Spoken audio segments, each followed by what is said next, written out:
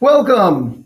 Today I'm going to introduce you to the routine maintenance and collection container system of the Power Force Helix 1700 that we use in our classroom every day to show you how to maintain it and make sure it's running properly. Things you'll need to have before you start this is you'll need to have some goggles here, some rubber gloves to protect your hands.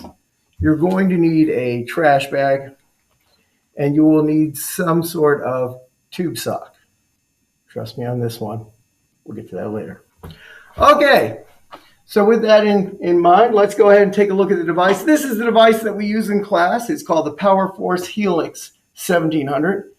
My third graders refuse to call it that. They call it the vacuum.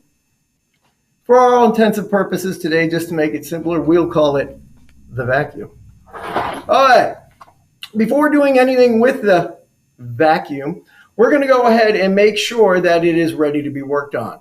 Keep in mind, it must be unplugged. Seems like a simple thing, doesn't it? Not only must it be unplugged from any power source, it must be wrapped up. The cord must be secured on the back of the device so that it is not dangling anywhere, getting in the way of you while you're working on it. Great. All right, so let's go ahead and don our safety equipment today. I know it seems silly, but safety goggles are an important part of maintaining this, and I've learned over the years you definitely want to have on a pair of gloves. You don't know what's in here. All right, let's get rolling with this. So with my gloves on and my safety goggles donned, we are ready to begin.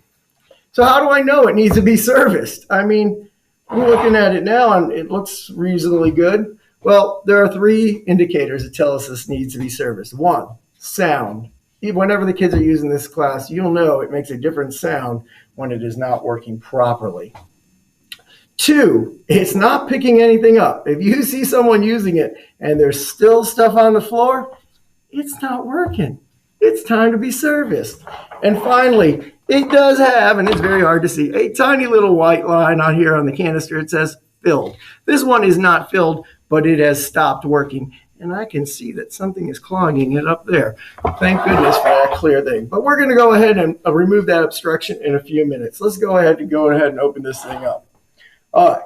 All the blue areas on this vacuum tell us where we should put our hands and where we can open or move things around for maintenance. I can clearly see on the top there's this blue handle, and it has a gray button that says push me. We're going to go with that first. So, firmly holding the device in one hand.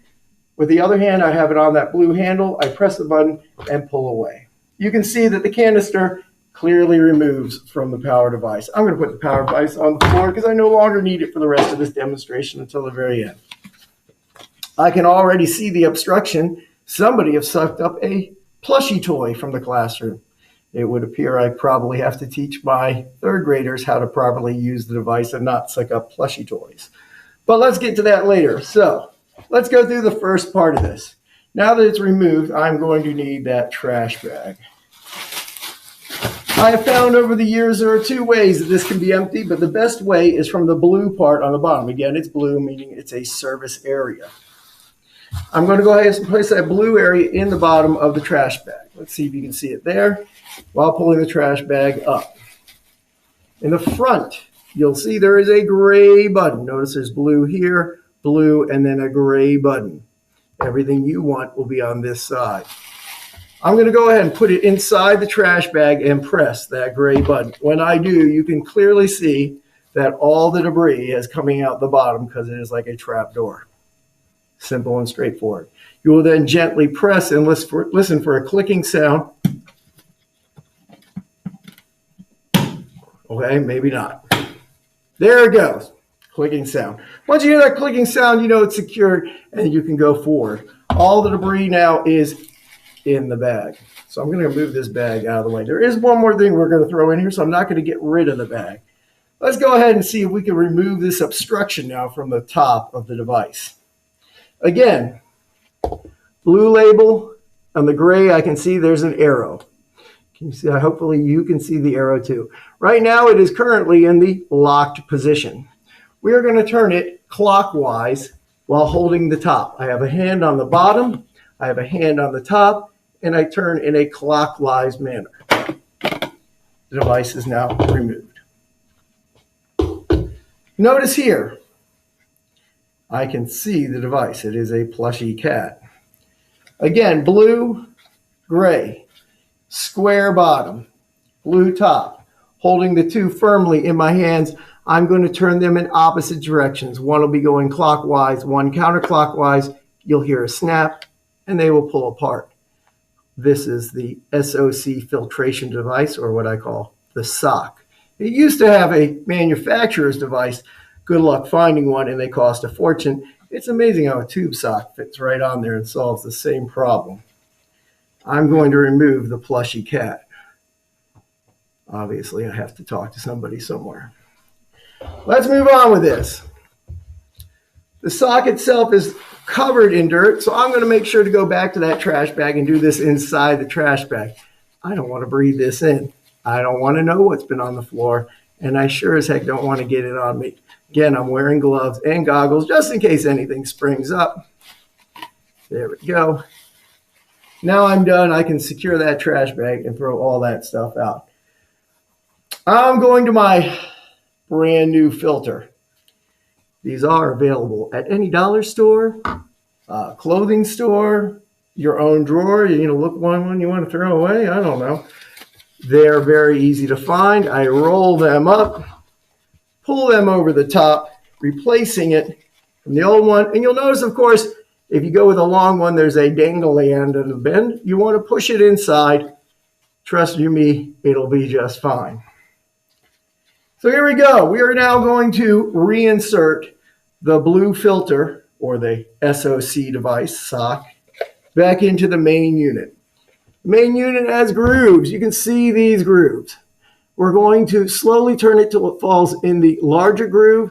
Then we will turn it till it locks in different directions. Let me go ahead, watch carefully. So I just slowly turn it till I feel it fall in position. There it is. Once it's in position, I just turn until it locks. Sometimes it locks better than others. There we go. And it's locked. Sometimes it can be a little bit of a struggle. Work with it, you'll eventually get it. Going back to my main device again, you can see here, I have the blue signs with the locked and the unlocked, and I have the arrow here on the bottom. I'm going to move it down to the unlocked position. If I can in a reverse order, we'll try to do this. There we go. I'm going to grab the bottom of the device, top, and turn in opposite directions so I hear that locking sound, pull, and now they are firmly reattached. You can see now the device is back together. You can see I have the new winter filter in, the white.